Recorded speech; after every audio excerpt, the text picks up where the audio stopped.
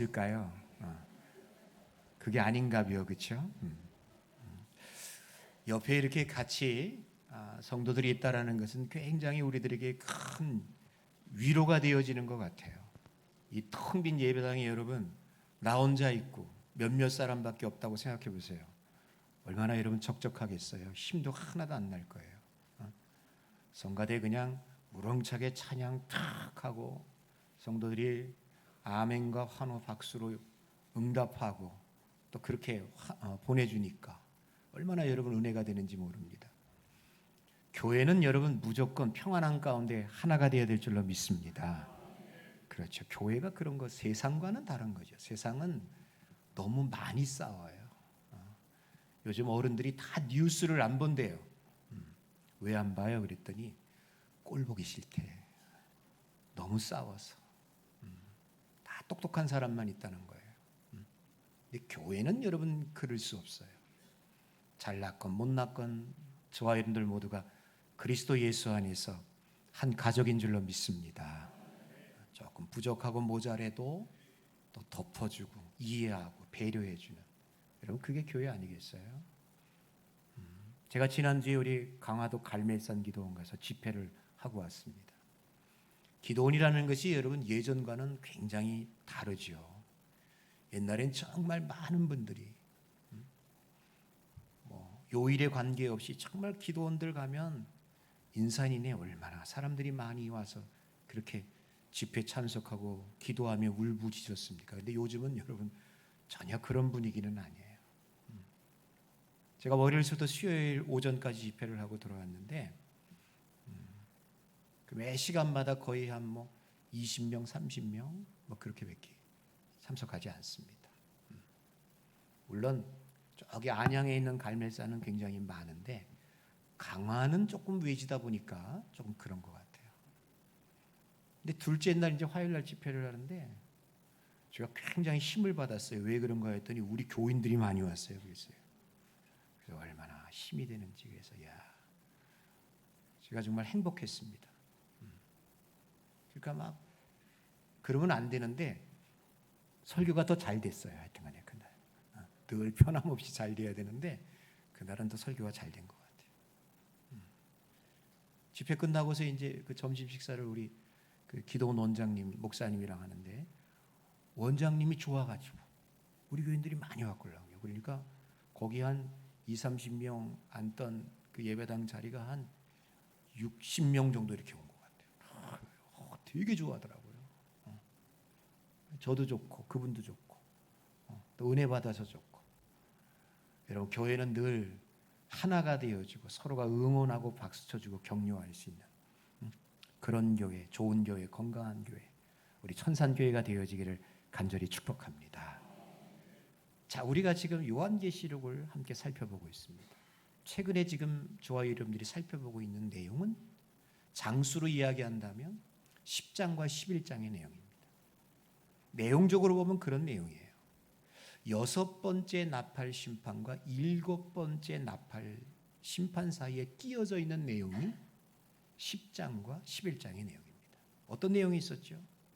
작은 두루마리 책을 사도 요한에게 먹어라. 그 내용이 나오죠. 또 두 증인의 이야기가 이 사이에 끼어져 있습니다. 왜 6번째 나팔 심판과 7번째 나팔 사이에 이 내용이 끼어져 있는가? 소위 말하는 샌드위치 기법이에요. 거기에는 여러분 충분한 그만한 이유가 있다고 봐요. 작은 두루마리 책을 천사가 말하죠. 받아 먹어라. 입에는 달 것이나 배에는 쓸 것이다. 이것은 사도 요한이 감당해야 하는 어떤 예언자적 사명을 말해주고 있었습니다. 진리와 복음의 말씀을 받을 때 그게 얼마나 달콤한지 몰라요. 여러분들도 교회 와서 이렇게 예배드려서 말씀을 들으면 굉장히 마음이 막 흥분되기도 하고 고개를 끄덕끄덕 흐뭇하잖아요. 말씀은 참 성경 말씀 그대로 꿀송이처럼 단 것 같아요. 근데 그 말씀을 전하려 할 때는 또 상황이 달라져요. 왜? 받는 사람들이 나처럼 꿀송이처럼 받으면 좋은데 그렇지 않아요. 굉장히 적대적이죠. 막 반항해요. 욕하고 심지어 옛날 같으면 막 핍박하고 때리고 죽이고. 그러니까 뭐라고 얘기하는 거예요? 야, 입에는 달지만 배에는 쓸 것이다. 그래도 우리는 그 일을 해야 돼요. 아무리 써도. 두 증인의 이야기가 나옵니다. 여러분, 이 두 증인이 누구라고 그랬어요? 교회예요, 교회. 그렇죠? 두 증인은 교회예요. 교회는 교회인데 어떤 교회냐? 이 두 증인의 행보가 거의 예수님의 모습과 똑같았어요. 고초를 당해요, 버림을 당해요, 심지어 죽기까지 해요. 근데 다시 살아나요, 승천해요. 그러니까 교회는 교회인데 어떤 교회냐? 예수님의 길을 걸어가야 하는 교회입니다. 근데 왜 교회라고 그러지 않고 증인이라고 얘기했을까요? 그 말 속에 깊은 의미가 있어요. 증인이 뭐 하는 사람이에요? 증거하는 사람이에요. 내가 보고 들은 것을 그대로 알리는 사람이죠. 교회의 사명이 그거라는 거예요. 이 땅에 오신 예수 그리스도, 우리의 생명, 우리의 구주 되시는 그 예수를 증거해야 하는 증인의 사명이 교회에게 있다라는 것이죠. 그러니까 두루마리를 먹은 사도 요한이나 오늘 이 두 증인의 이야기는 공통점이 똑같아요. 복음을 증거하는 사명이 있다라는 것이죠. 근데 이게 6번째 나팔 심판과 7번째 나팔 심판 사이에 교회가 갖고 있는 예언자적 복음적 사명이 지금 끼어져 있다는 것, 이것을 강조하고 있다는 것은 굉장히 의미심장한 뜻이 있습니다. 왜 그러냐? 7번째 나팔 심판이 그것을 이야기해줘요. 7번째 나팔 심판이 뭐냐? 그리스도의 재림을 통한 하나님 나라가 완성되어지는 것을 이야기해주고 있어요. 다시 말씀드려서 이런 거죠. 이제 주님 재림이 곧 있을 거예요. 그러니까 그 전까지 교회는 뭐 해야 되느냐? 열심히 복음 증거해야 하는 사명이 교회 가운데 있다. 그것을 지금 이야기해주고 있다는 것이죠. 자, 오늘 드디어 이제 7번째 나팔 심판이 나옵니다. 볼까요? 자, 14절 보면 둘째 화도 지나가고 보라 셋째 화가 왔다 이라고 이야기해요. 첫째 화는 그 5번째 나팔 심판, 황충이에요. 황충 심판. 둘째 화는 우리가 지난번에 봤던 거죠. 2억만 명의 마병대가 인류의 3분의 1을 죽게 하는 그거죠. 이 세 번째 화가 이제 7번째 나팔입니다. 이 7번째 나팔이 이제 불려지게 되어지거든요. 셋째 화가 남았다. 셋째 화가 속해 올 것이다. 그러면서 7번째 나팔 심판을 이야기해 주고 있어요. 자, 근데 여러분 또 15절 말씀 한번 보세요. 하늘에 큰 음성이 들려요. 나팔이 불려져요. 그런데 세상 나라가 우리 주와 그의 그리스도의 나라가 되어 그가 세세토록 왕노릇할 것이다. 여러분 이 내용을 얼핏 보더라도 이런 의구심이 들어요. 아니 저게 왜 화가 될 수 있을까? 저게 뭐가 화야? 오히려 저건 화라기보다는 복이지, 축복이지. 세상 나라가 없어지고 하나님과 그리스도가 다스리는 영원한 나라가 세워진다는데 이게 어떻게 화가 될 수 있느냐? 여러분 그런 생각 가질 수 있을 거예요. 맞습니다. 근데 여러분 이제 그 다음부터 이어지는 16절부터 나오는 그 24장로들의 그 찬양의 노래를 들어보면 이 속에 복만 있고 축복만 있는 게 아니라 정말 화의 요소가 있다라는 걸 여러분들이 알게 될 거예요. 16절 보세요. 24장로들이 엎드려서 하나님 앞에 경배해요. 근데 경배하는 그 내용이 17절 보십시오. 이르되 감사하옵나니 옛적에도 계셨고 지금도 계신 주 하나님 그 전능하신 이요 친히 큰 권능을 잡으시고 왕노릇하시리로다. 뭐 이런 찬양을 하고 있어요. 근데 이 찬양을 가만히 듣고 있노라면 이 요한계시록을 이렇게 우리가 꼼꼼하게 읽다 보면 어떤 내용들이 이렇게 반복되고 있다는 것을 여러분들이 캐치할 수 있을 거예요. 이것도 마찬가지예요. 이 11장 18절의 내용은 우리가 예전에 4장에서 보았던 기억이 나실 겁니다. 여러분 4장 8절과 이 11장 7절을 한번 비교해 보면 자 보세요. 4장 8절 내 생물이 날개를 펄떡거리면서 찬양을 해요. 찬양의 내용인지 그거죠. 거룩하다. 거룩하다. 주 하나님 전능하시니요. 전에도 계셨고 이제도 계시고 장차 오실 이시라. 하나님에 대한 찬양이에요. 근데 여기 지금 11장에 나오는 찬양과 약간 차이가 있어요. 거의 비슷하나 차이가 있어요. 여기는 뭐라고 찬양해요? 옛적에도 계셨고 지금도 계신 주 하나님 전능하시니요. 그렇게 얘기해요.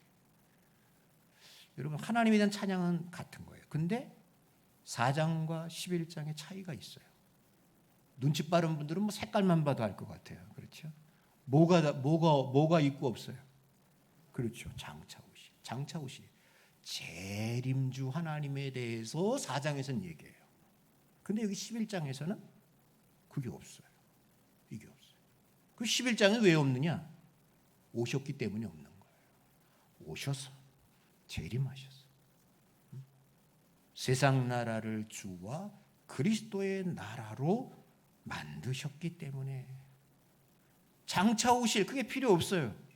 그러니까 11장의 내용은 이미 일곱째 나팔과 더불어서 주님이 재림하셔서 하나님과 그리스도가 다스리는 영원한 나라, 그 나라를 시작하셨다는 것이죠.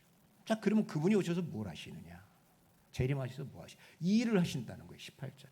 자, 한번 18절만 한번 읽어보세요. 읽습니다. 시작.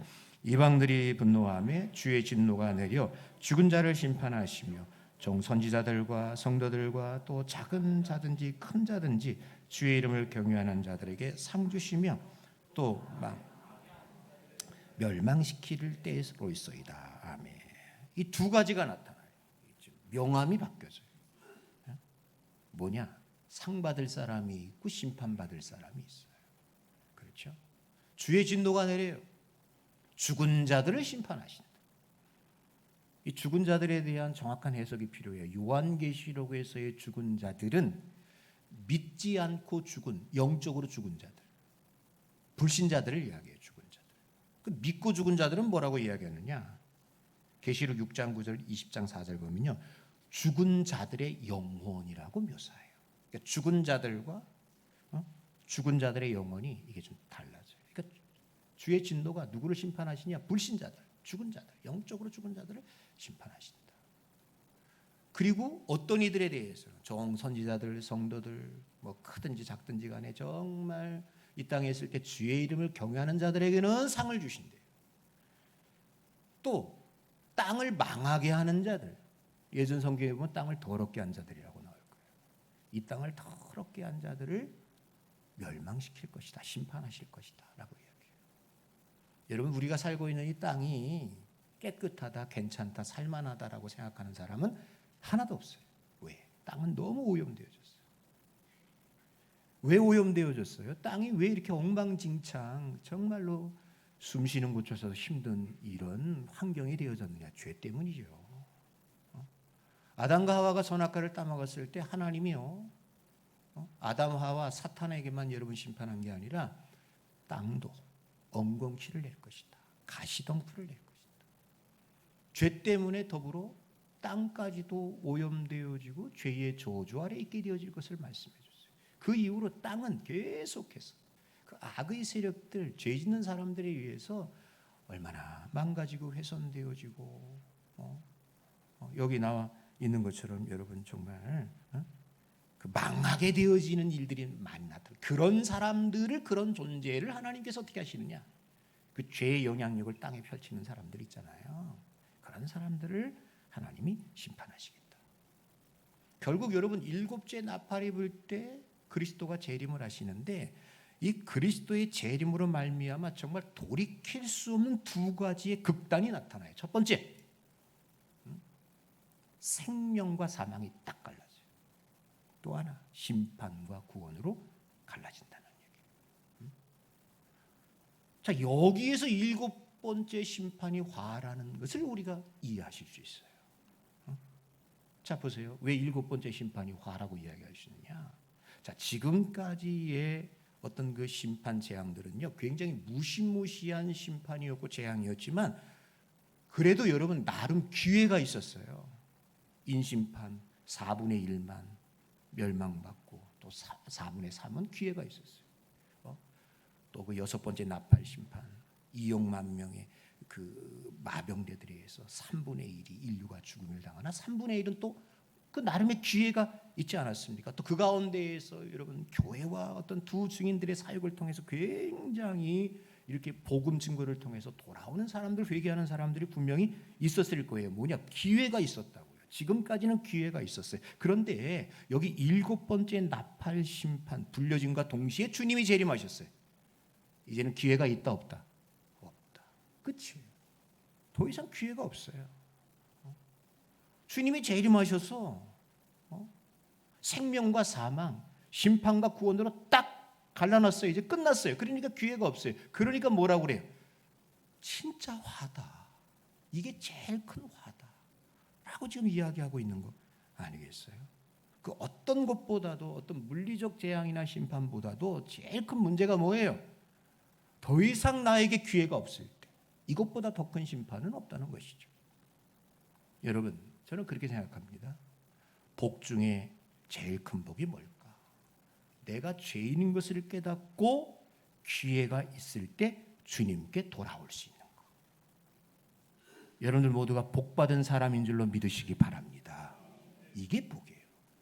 깨달았어요. 근데 깨달음과 동시에 기회가 없다. 끝. 이건 불행이에요. 이건 저주예요. 근데 깨달았어요.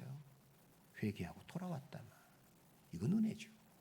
여러분 누가복음에 보면요, 한 부자 이야기가 나옵니다. 그의 농사를 엄청 크게 잘 지었어요. 그 수확물을 어디 쟁겨놓을 데가 없어. 창고를 크게 지었습니다. 곡간을 크게 지었습니다. 그러면서 그 쌓아지는 재물, 곡물을 보면서 자기 배를 이렇게 탁 두드리면서 내 영혼아 기뻐하고 즐거워하라. 내가 여러 해 물건을 이렇게 쌓아놓았으니 야 평안히 쉬고 마시고 즐거워하자. 얼마나 흐뭇해하는지 몰라요. 얼마나 기뻐하는지 몰라요. 근데 하나님이 뭐라고 그러셔요? 야, 이 어리석은 자야. 오늘 밤에 내가 내 영혼을 도로 찾아가면 이놈아 그 쌓은 재물이 네 것이 되겠느냐. 그러면서 그 이야기가 끝나요. 여러분 뭘 말하는 걸까요? 세상의 재물이나 그 어떤 것도 우리 죽음을 막을 수 없어요. 그 얘기를 하는 거예요. 죽음 후에 심판이, 재물이, 세상의 명예와 권세와 인기가 그것을 가려줄 수 없다는 거예요. 그 얘기를 해요. 또 하나의 교훈이 있다면 뭡니까? 사람은 대답하세요. 내일 일을 안다 모른다? 모른다. 진짜 이게 인간이 한 거예요. 지금 펄펄 뛰던 사람이 내일 어떻게 될지 몰라요. 뭐 제가 종종 이야기합니다만 새벽기도 끝나고 6시 뉴스 딱 보잖아요. 밤새 죽은 사람들이 있습니다. 물론 나와 관계되지 않은 사람들이 죽음을 맞이함으로 뭐 나에게는 그렇게 크게 와닿지 않는데 보세요. 밤새 교통사고로 화재로 어떤 사고로 그 사람들이 그렇게 될 줄 알았겠냐고요. 깨닫는 게 뭐예요? 내일 일을 몰라요. 무슨 일이 닥칠지 아무도 몰라요. 그래서 여러분 우리 그리스도인들의 종말과는 뭐냐면 여러분 이겁니다. 한번 따라해 보세요. 오늘이 마지막이다. 믿으시면 아멘. 오늘이 마지막이에요. 그거를 믿고 사시고 오늘 마지막이기 때문에 오늘 할 수 있는 일을 다 하는 거예요. 성경은 우리에게 종말에 대해서 이야기합니다. 우주적 종말이 있습니다. 세상이 주님 재림하심으로 진짜 세상이 끝나는 거예요. 근데 그 우주적 종말 말고 무슨 이야기를 하느냐? 개인적 종말을 이야기해요. 내가 죽는 거예요. 주님이 오시기 전에 내가 먼저 죽는다면 남아있는 세상에 무슨 의미가 있겠습니까? 내가 죽었는데. 그러니까 뭐예요? 우주적 종말이 오기 전에 내가 먼저 죽을 수 있음을 먼저 기억하면서 살라는 거예요. 성경은 우리에게 뭐라고 이야기합니까? 히브리서 9장 27절 말씀 보니까 한 번 죽는 것은 사람에게 정해진 것이요 그 후에는 심판이 있을 것이다. 죽는 것은요 피할 수 없어요. 근데 그 후에는 심판이 있어요. 근데 심각성은 어디에 있느냐? 언제 어떻게 죽을지 아무도 모른다. 우리 교회 그 은퇴하신 장로님 한 분이 계시는데 그분이 이제 저에게 그런 부탁을 했어요. 그 장로님의 친구 부인이 교회를 다니다가 뭔 일을 인해서 한참 동안 교회를 못 나갔대. 근데 그분이 지금 임종을 얼마 임종이 얼마 남지 않았다는 거예요. 이게 암에 걸리셔서 그 병원에 가서 목사님이 마지막 그분 위해서 좀 영접 기도해 주시고 기도해 줬으면 좋겠습니다. 그래서 이게 목사가 당연히 할 일이지. 그렇게 하겠다고. 근데 그 병원이 이게 코로나 이후로 뭐 되게 그렇잖아요. 이게 병원 면회가 여의치 못해요. 그래서 막 애를 쓰는데 잘 안 됐어요. 그런데 그 친구분이 우리 장로님께 전화가 온 것 같아요. 에이, 뭐 이렇게 빨리 올라오지 말고 그냥 이렇게 천천히 오시라고. 그래서 나는 속이 이 사람이 어떻게 될지 모르니까 내가 지금이라도 가가지고 그분에게 내가 다시 한번 복음을 전하고 확신을 주고 천국 갔으면 좋겠다. 그런 마음이 아주 간절했는데 본인이 뭐 그러니까 어떻게 하겠어요. 근데 있잖아요. 그 다음 날 그 장로님께 전화가 왔어요. 돌아가셨대. 그 다음 날 얼마나 마음이 장로님도 그렇고 저도 그렇고 얼마나 마음이 허탈한지. 여러분 내일 일은 몰라요. 에이 오늘 안 하면 내일 하지. 내일 회개하지. 그건 그 사람 생각이에요. 성경은 여러분 우리에게 뭐라고 얘기합니까? 보라 지금이 은혜 받을 때요. 보라 지금이 구원의 날이로다. 여러분 가족들 전도하는 거 미루지 마세요. 그거 몰라요. 그거 큰일 나요. 오늘이에요. 오늘 전도하셔야 되고 오늘 복음 전해야 돼요. 여러분 우리가 심판을 피할 수 있는 길은 오직 하나밖에 없습니다. 요한복음 5장 24절에서 이야기합니다. 내 말을 듣고 나 보내신 이를 믿는 자는 영생을 얻고 심판에 이르지 않으니 사망에서 생명으로 옮겼느니라. 이 복이 이 축복이 여러분들과 여러분들 가정 가운데 충만하기를 주님의 이름으로 축원합니다. 자, 사도 요한이 두 번째 영광스러운 광경을 봐요. 19절 보세요. 19절의 말씀 보니까 하늘에 있는 성전이 열립니다. 성전 안에 뭐가 있느냐? 하나님의 언약궤가 있는 것을 봐요.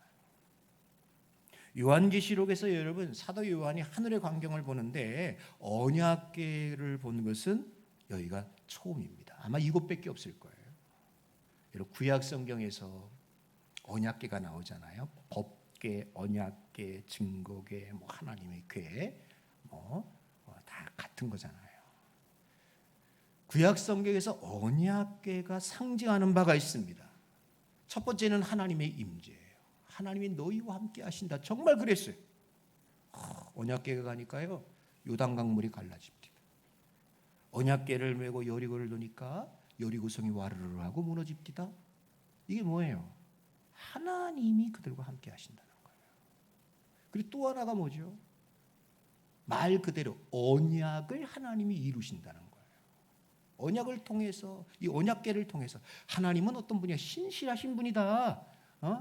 약속하시고 말씀하신 것을 반드시 이루신다는 것이죠. 지금 7번째 나팔을 딱 불 때 사도 요한이 언약궤를 보았다. 여러분 이것이 구약 성경에서 보여주고 있던 언약궤와 큰 차이점이 없습니다. 뭡니까? 하나님은 약속하신 바를 이루셨다는 거예요. 자 보세요. 성경에 보면 온갖 하나님의 약속들이 다 이루어졌습니다. 정말 이루어지지 않은 것이 하나도 없어요. 그런데 맨 마지막 하나님이 이루셔야 될 약속이 있었답니다. 맨 마지막 약속 그게 뭐죠? 그리스도의 재림이잖아요. 지금 언약궤를 딱 보여주시면서 7번째 나팔이 불었어요. 언약궤 보여주시면서 뭘 이야기하는 걸까요? 그 마지막 약속까지도 하나님이 이루셨음을 우리에게 말해주고 있는 거예요. 그리고 여러분 언약궤는 아까도 얘기했잖아요. 하나님이 그 백성들 가운데 함께하는 거예요. 하늘 영광 보좌 그 성전에서 여러분 24장로들이 있습니다. 신구약 성도들을 대표하는 사람들이잖아요. 또 우리가 지난번에 봤어요. 흰옷 입은 수많은 셀 수 없는 무리들 이 사람들 가운데 하나님이 계시는 거예요. 여러분 여기는 이제 안 나옵니다만 제가 이제 나중에 저 21장 22장에 보면 나올 거예요. 하나님이요 우리의 장막이 되사 그런 말씀이에요. 하나님이 우리 장막이 되사 온 구원받은 백성들과 더불어서 새 하늘과 새 땅, 새 예루살렘에서 영원토록 왕노릇하며 계시는 그 모습이 나와요. 뭡니까? 언약궤가 뭐예요? 지금 이 7째 나팔 속에서 보여진 언약궤가 뜻하는 게 뭐예요? 하나님이 그 백성들 가운데 함께 하신다는 것이죠.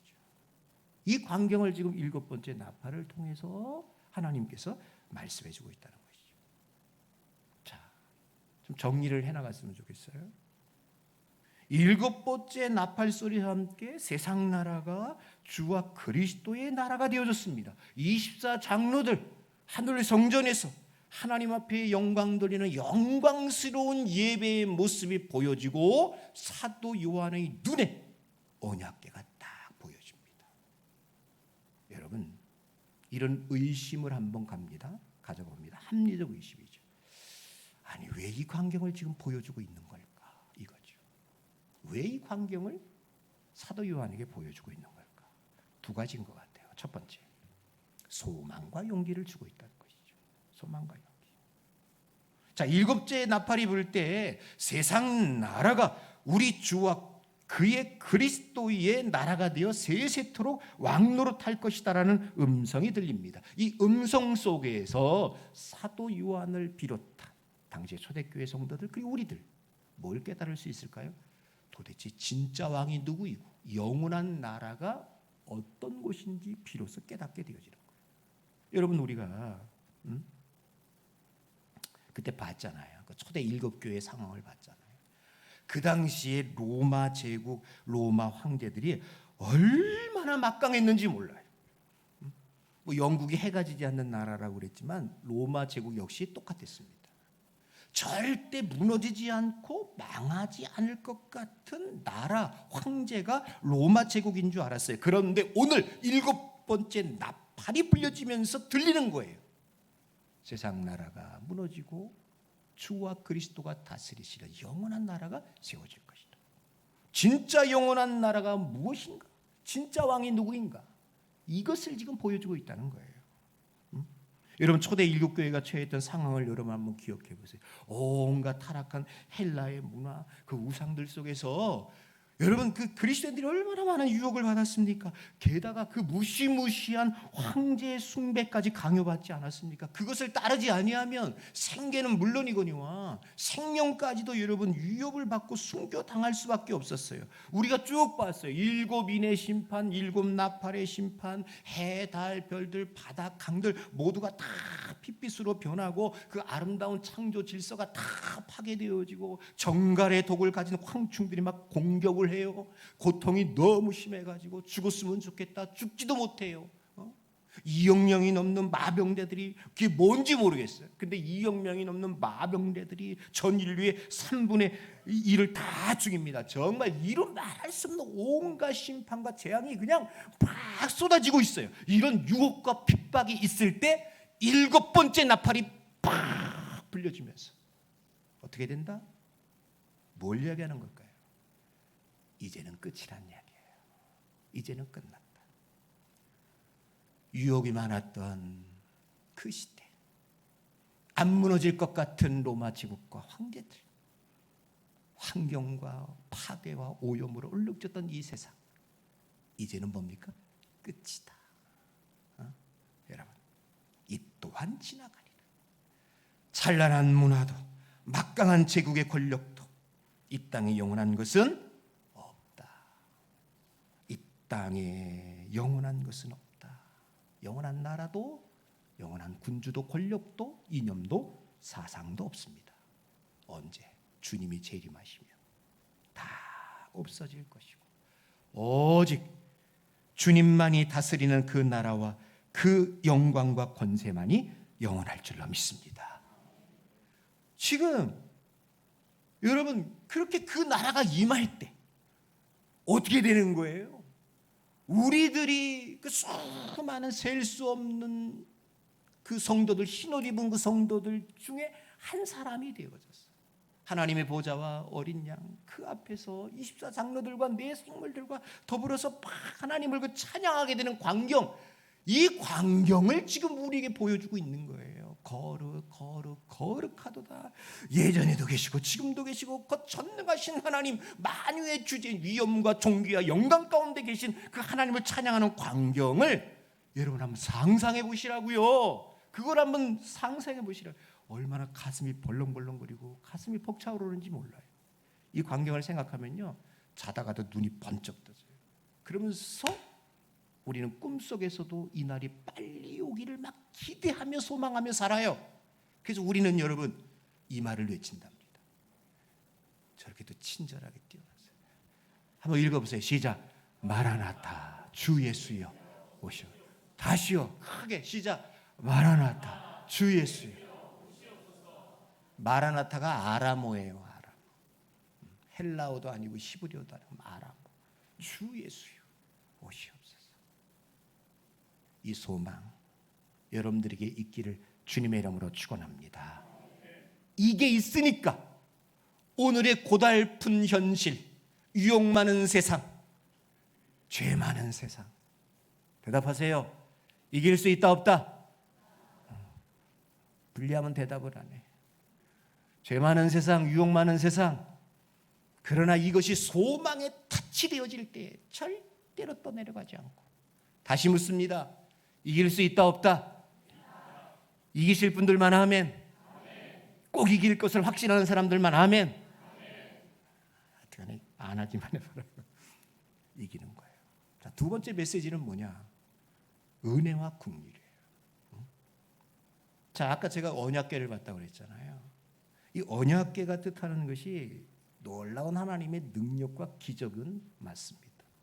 자, 언약궤 안에 들어가 있는 거. 자, 언약궤 안에 들어 있는 게 뭐냐면 두 돌비, 만나 항아리, 아론의 쌍난 지팡이.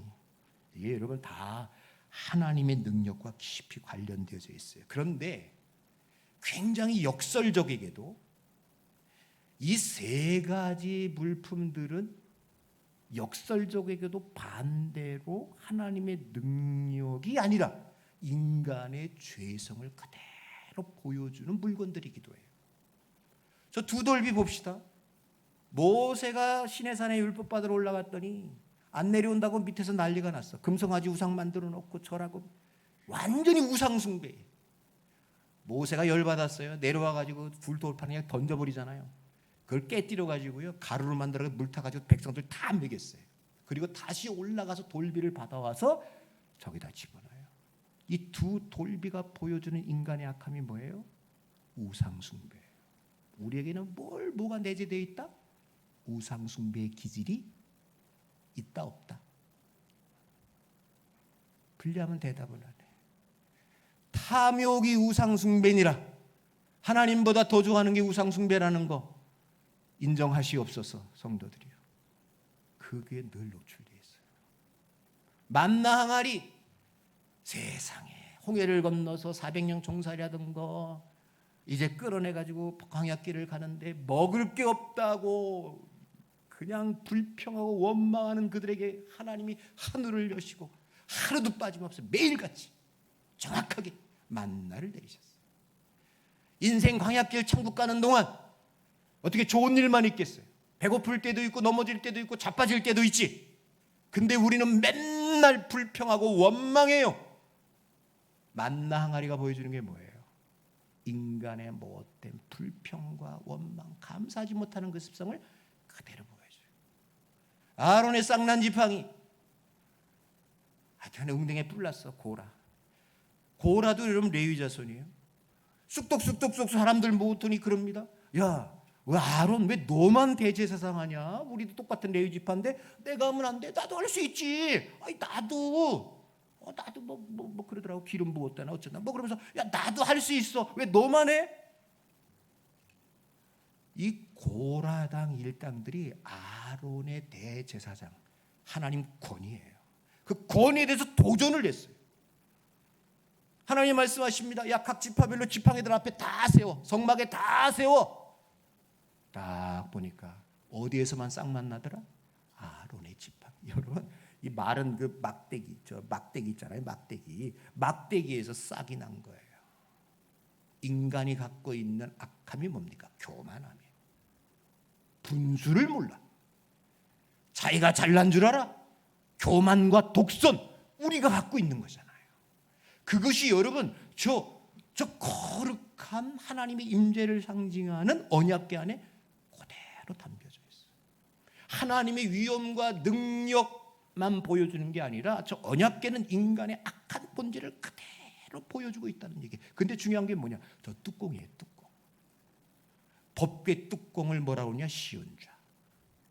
1년에 한 번 대속제일 7월 10일 때 대제사장이요, 짐승의 피를 받아가지고요, 거기 들어가가지고 지성소에 들어가가지고 그 피를 7번 뿌려요. 그것을 뿌릴 때 하나님이 그 백성들의 모든 죄를 다 덮으시고 용서하는 거예요. 시온자가 뭐예요? 뚜껑, 덮는다는 거예요. 인간의 교만함,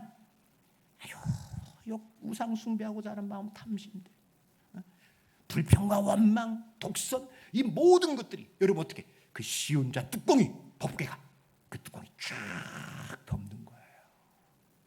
여러분 그 언약궤를 통하여서, 시온자를 통하여서 하나님이 지금 우리에게 말씀해주고 있는 게 뭐냐? 은혜와 긍휼이에요. 여러분 우리가 지금 하늘 영광 바라보면서 아까 얘기했어요. 하늘의 그 찬란했던 영광스러움을 바라보면서 우리는 하늘을 소망하면서 주 예수여 오시옵소서 마라나타 하면서 하루하루 살아가지만 우리 속에 분명히 내재된 죄성으로 인하여 교만이 있고 하나님보다 더 사랑하는 우상 숭배가 있고 우리들 속에는 여러분 아집이 있고 원망과 불평이 얼마나 많습니까? 그러나 이걸 쫙 덮는 게 있어요. 이런 정말 모나고 모질고 모자란 우리들이지만 하나님의 은혜가 예수 그리스도의 보혈로 말미암아 다 덮어지는 줄로 믿으시기 바랍니다. 우리가 아무리 못돼도 우리를 구원하시겠다라는 하나님의 계획이 우리의 못나고 모자란 죄 때문에 이게 절대로 변경되지 않는다는 얘기예요. 뭐냐? 하나님이 덮어버린다니까요. 그것을 지금 언약궤를 통하여서 하나님이 이 땅에 살아가고 있는 우리들에게 보여주고 있는 거예요. 사랑하는 성도 여러분, 제가 결론을 내릴게요. 세상을 이기는 것은 여러분 땅에 있지 않아요. 자, 사도 요한의 관점에서 봅시다. 얼마나 힘든지 몰라. 박해가 있고 핍박이 있어, 고통이 있어. 그것만 있는 게 아니라 달콤한 유혹들도 많이 있어. 죄성을 가지고 살아가기에 깨어지고 부딪히고 넘어지는 것이 사도 요한을 비롯한 우리의 실존일지를 몰라. 그런데 이런 사도 요한에게, 이런 성도들에게 주님이 뭘 보여주시냐? 하늘 영광의 예배 자리를 보여주시오. 언약궤를 보여주시오. 왜? 답은 땅에 있지 않기 때문에 하늘을 봐야 돼. 하늘의 언약궤를 봅니다. 하나님의 은혜를 보는 거죠. 덮으시는 은혜, 하늘의 영광을 봅니다. 유혹도 시험도 이겨낼 수 있는 거 아니겠어요? 결국 뭐예요? 이 땅을 살아낼 수 있는 힘은 이 땅에 없다는 얘기예요. 하늘을 봐야 한다는 얘기예요. 어떻게 봐야 합니까? 언제 봐야 합니까? 눈 감고 잘 때 하나님이 보여주십니까? 가만히 좋은데 산책 가면 하나님이 보여주시고 말씀해 주십니까? 아닙니다. 하나님이 하늘과 땅을 맞닿게 하는 유일한 수단은 딱 한 가지밖에 주시지 않았어요. 예배예요. 예배가 살아야 인생이 삽니다. 여러분 예배를 예전으로 생각하지 마세요. 종교적 의무로는 더더욱 생각하지 마세요. 주일날 지치고 고난 사람 교회 와서 예배 한번 드리고 가자. 스스로 자유하는 거예요. 아니에요. 그 이상의 유혹 많은 세상, 환난 많은 세상, 죄성으로 얼룩진 내가 이 세상에서 이겨낼 수 있는 힘은 하늘을 봐야 돼. 하늘에서 부어지는 은혜가 내 속에 미쳐야 돼요. 그게 언제냐? 예배입니다. 예배가 살아야 인생이 삽니다. 소홀하게 생각하지 마세요. 예배 시간에 와서 용서하고 들으세요. 졸지 마세요. 예배 시간에 와서 딴 생각하지 마세요. 예배 시간에 와서 예배 끝나고 밥 먹을 생각, 회의할 생각도 하지 마세요. 예배는 하늘과 땅이 맞닿는 시간입니다. 예배에 목숨을 거세요. 진짜 예배가 예배되게 하세요. 그 힘이 오늘 우리를 살아내게 하는 능력이 될 줄로 믿습니다. 그런 교회 천산교회가 되어지기를 주님의 이름으로 간절히 축원합니다. 함께 우리 찬양합시다. 마라나타 찬양합시다. 주 예수여 오시옵소서.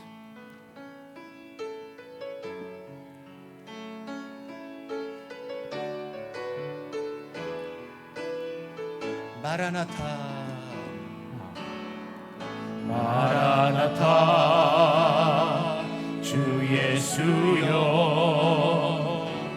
어서 오시옵소서. 땅의 모든 끝 모든 족속 주를 찬송하게 하소서. 마라나타 주 예수여 어서 오시옵소서. 모든 열방이 주께 돌아와 춤추며 경배하게 하소서.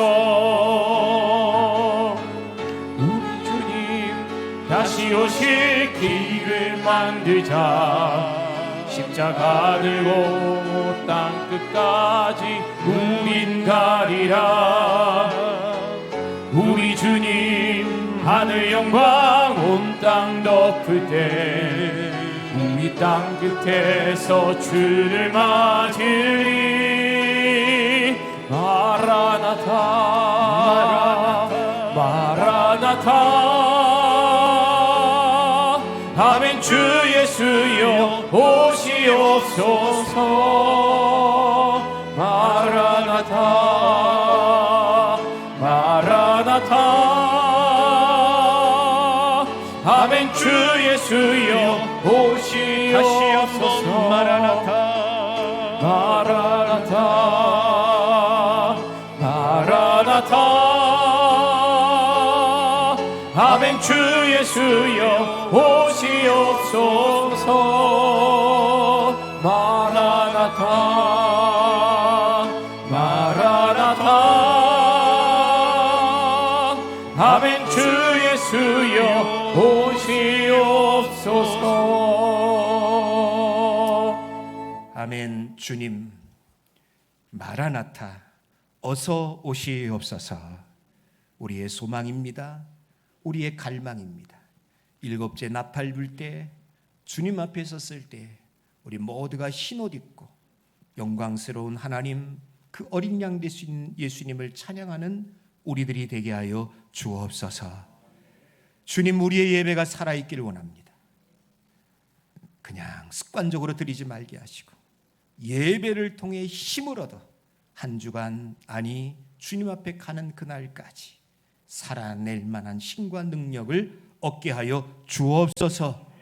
오 하나님 아버지 드린 예물을 받아주시고 삶의 모든 영역 속에서 그리스도가 주가 되게 하여 주시고 정말 물질 때문에 유혹이 많습니다. 범죄할 때도 많습니다. 주님 잘 이겨내고 분별할 수 있는 은혜를 우리에게 허락하여 주옵소서. 병들고 아픈 분들 기도합니다. 우리 주 예수 그리스도의 치유의 손길이 그들 가운데 임하사 강건하게 하여 주옵소서. 믿사옵고 예수님의 이름으로 기도합니다. 아멘.